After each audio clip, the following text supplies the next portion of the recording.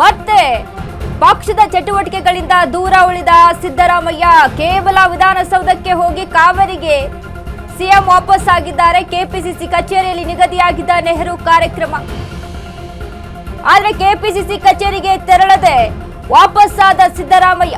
High command ನಡೆ ಬಗ್ಗೆ ಬೇಸರಗೊಂಡ್ರ ಸಿದ್ದರಾಮಯ್ಯ. ಮಾನಸಿಕವಾಗಿ ರಾಜೀನಾಮೆಗೆ ಸಿದ್ಧರಾದ್ರ ಸಿದ್ದರಾಮಯ್ಯ. ಕೆಪಿಸಿಸಿ ಕಚೇರಿಗೆ ತೆರಳದ ಸಿದ್ದು ನಡೆ ಮುಂದಿನ ಬೆಳವಣಿಗೆಗಳ ಮುನ್ಸೂಚನೆನ.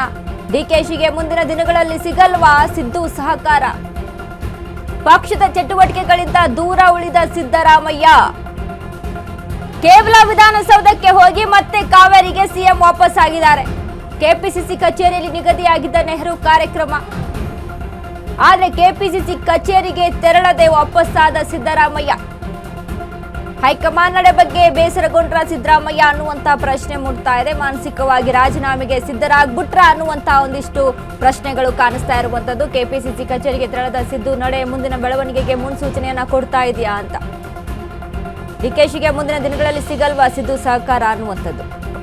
ಪಕ್ಷದ ಚಟುವಟಿಕೆಗಳಿಂದ ದೂರ ಉಳಿದಿರುವಂತ ಸಿದ್ದರಾಮಯ್ಯ ಈಗಾಗಲೇ ಒಂದ್ ಕಡೆ ನೋಡಿ ಪಕ್ಷದ ಚಟುವಟಿಕೆಗಳಿಂದ ದೂರ ಉಳಿದಿದ್ದಾರೆ. ಇವತ್ತು ಕೆಪಿಸಿಸಿ ಕಚೇರಿಯಲ್ಲಿ ನೆಹರು ಕಾರ್ಯಕ್ರಮ ಇತ್ತು, ಆದ್ರೆ ಕೆಪಿಸಿಸಿ ಕಚೇರಿಗೆ ಹೋಗದೆ ಸಿದ್ದರಾಮಯ್ಯ ವಾಪಸ್ ಆಗಿರುವಂತದ್ದು.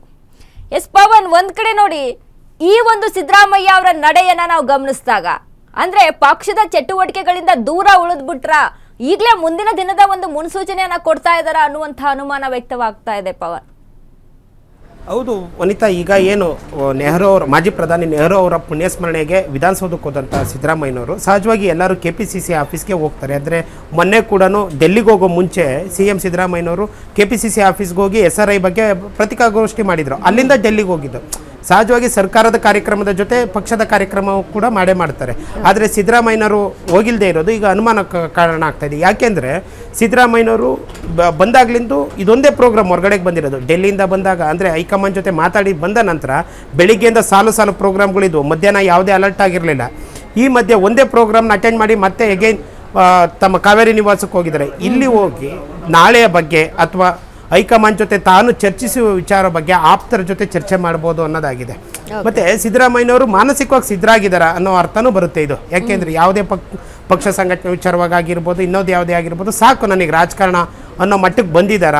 ಹಾಗಾಗಿ ಇದು ಈಗ ಇಲ್ಲಿಂದನೇ ಹೇಳಿದ್ದೆ ಸಾಕು ಅನ್ನೋದು ಕಾರಣ ಇಟ್ಕೊಂಡು ಎಲ್ಲಾದ್ರಿಂದನೂ ದೂರ ಆಗ್ತಾ ಇದ್ದಾರ ಅನ್ನೋದು ಸೂಚನೆ ಸಿಗ್ತಾ ಇದೆ ವನಿತಾ. ಪವನ್, ಇದೀಗ ಸಿದ್ದರಾಮಯ್ಯ ಅವರ ನಡೆ ಅಂದ್ರೆ ಒಂದ್ ಕಡೆ ಹೈಕಮಾಂಡ್ ಮಾಡಿದಂತ ವಿಚಾರಕ್ಕೆ ಅಲ್ಲಿ ಬೇಸರಗೊಂಡಿದಾರ ಅನ್ನುವಂಥದ್ದು ಏನಾದ್ರು ವನಿತಾ? ಹಂಗೇನಿಲ್ಲ. CM ಸಿದ್ದರಾಮಯ್ಯನವರು ಕಾಂಗ್ರೆಸ್ಸಿಂದ JDS ಇಂದ ಕಾಂಗ್ರೆಸ್ಸಿಗೆ ಬಂದ ಮೇಲೆ ಸತತ 17 ವರ್ಷ CLP ನಾಯಕರಾಗಿದ್ದಾರೆ.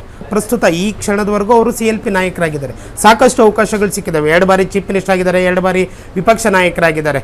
ಹೈಕಮಾಂಡ್ ಮೇಲೆ ಬೇಸರ ಇರಲ್ಲ. ಆದರೆ ಅವರು ಕೆಲವು ಅಹವಾಲುಗಳಿದ್ದಾವೆ. ಏನು, ನಾನು ಹಿಂದುಳಿದ ವರ್ಗಗಳ ಆಯೋಗದ ಒಂದು ಸಮೀಕ್ಷೆ ಮಾಡಿಸಿದ್ರಲ್ಲ, ಆರ್ಥಿಕ ಮತ್ತು ಶೈಕ್ಷಣಿಕ ಸಮೀಕ್ಷೆಯನ್ನು ಜಾರಿ ಮಾಡಬೇಕು ಅನ್ನೋದು ಕೆಲವು ಡಿಮ್ಯಾಂಡ್ಸ್ ಇಟ್ಟಿರ್ಬೋದು. ನಿನ್ನೆ ಆ ವಿಚಾರವಾಗಿ ಸಿದ್ದರಾಮಯ್ಯ ಹೈಕಮಾಂಡ್ ಹೇಳಿದ ಮಾತನ್ನೇ ಕೇಳಿರಲ್ಲ. ತಮ್ಮ ಡಿಮ್ಯಾಂಡ್ಸು ಇಟ್ಟಿರ್ತಾರೆ. ನಾನು ಇಲ್ಲಿವರೆಗೂ CM ಆಗಿರಬೇಕು, ಯಾಕೆಂದರೆ ನಾನು ಹಿಂಗೆ ಜಾತಿ ಜನಗಣತಿಯನ್ನು ಜಾರಿ ಮಾಡಬೇಕಾಗತ್ತೆ, ಮತ್ತು ಕೆಲವು ಡಿಮ್ಯಾಂಡ್ಸ್ಗಳಿದ್ದಾವೆ. ಏನು, ರಿಸರ್ವೇಷನ್ನ 52% ಏರಿಕೆ ಮಾಡ್ತೀನಿ ಅಂತ ಪ್ರಾಮಿಸ್ ಮಾಡಿದರು. ಹಾಗಾಗಿ ಇವನ್ನೆಲ್ಲ ನಾನು ಜಾರಿ ಮಾಡಿದ ನಂತರ ನಾನು ರಾಜೀನಾಮೆ ಕೊಡ್ತೀನಿ ಅಂತಂದು ಹೇಳಿರ್ಬೋದು. ಯಾರಿಗೆ, ಹೈಕಮಾಂಡ್ಗೆ. ಅಥವಾ ಸಿದ್ದರಾಮಯ್ಯನವ್ರಿಗೆ ಇಲ್ಲ, ನೀವು ನಾಳೆನೇ ಶುಕ್ರವಾರನೇ ನೀವು ರಾಜೀನಾಮೆ ಕೊಡಿ ಅಂತಂದೇಳಿ ಹೈಕಮಾಂಡ್ ಕೂಡ ಹೇಳಿರ್ಬೋದು. ಹಾಗಾಗಿ ಇವರು ನಾನು ಬಿಡೆ ಅನ್ನೋ ಲೆಕ್ಕಾಚಾರದ ಒಂದು ಮಾತುಕತೆ ಇದೆಯಲ್ಲ, ಇದು ಯಾರು ಒಪ್ಕೋತಾರೆ ಅನ್ನೋದ್ರ ಮೇಲೆ ಡಿಪೆಂಡ್ ಆಗುತ್ತೆ. ಹೈಕಮಾಂಡು ಸಿದ್ದರಾಮಯ್ಯ ಡಿಮ್ಯಾಂಡ್ಸ್ಗೆ ಒಪ್ಕೊಂಡ್ರೆ ನಾಳೆನೇ ರಾಜೀನಾಮೆ ಕೊಡ್ಬೋದು ಸಿದ್ದರಾಮಯ್ಯ. ಇಲ್ಲ, ಸಿದ್ದರಾಮಯ್ಯ ಡಿಮ್ಯಾಂಡ್ಸ್ಗೆ ಹೈಕಮಾಂಡ್ ಒಪ್ಪಲಿಲ್ಲ ಅಂದರೆ ಇದು ಇನ್ನೂ ಮುಂದುವರಿಯೋ ಚಾನ್ಸಸ್ ಇರುತ್ತೆ. ಆದರೆ ಒಂದಕ್ಕಂತೂ ಸಿದ್ದರಾಮಯ್ಯನವರು ನಾನು ರಾಜೀನಾಮೆ ಕೊಡಬೇಕು ಅನ್ನೋದು ಮಾನಸಿಕವಾಗಿ ಸಿದ್ಧರಾಗಿದ್ದಾರೆ ಅನ್ನೋದಂತೂ ಮೇಲ್ನೋಟಕ್ಕೆ ಕಾಣ್ತಾ ಇದೆ ವನಿತಾ. ಎಸ್, ಥ್ಯಾಂಕ್ ಯು ಪವನ್ ನಿಮ್ಮೆಲ್ಲ ಅಪ್ಡೇಟ್ಸ್ಗೆ.